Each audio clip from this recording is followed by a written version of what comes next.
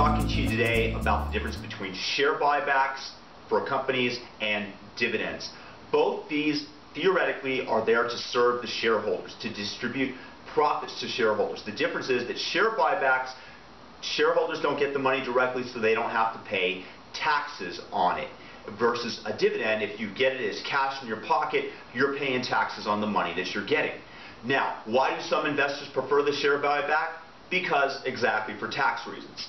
Why do some people prefer the dividends? Because this is money in their pockets. It forces the company, the CEO, to be more fiscally conservative, knowing that they have to set aside a certain amount of money each quarter to pay back shareholders. They can't go ahead and award themselves millions and millions of dollars in cash. However, what they can do, and they award themselves stock options. Now, these stock options at some point have to be sold. Oftentimes, the share buyback is instituted to help support the price of the stock while CEOs and people with large amounts of options sell into the share buyback. So it actually supports the price of the stock. It's not necessarily exactly correlated with the best interest of shareholders.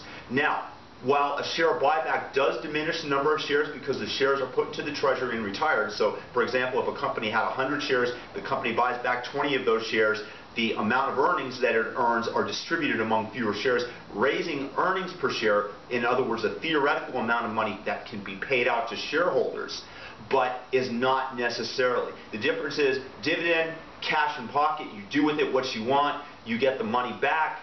I generally prefer a dividend versus the share buyback. Despite the tax disadvantages, I think that it generally promotes more fiscal conservative. It promotes rich for richmakesyourich.com, hoping I've explained to you the differences between share buybacks and dividends. Until next time, stay thirsty.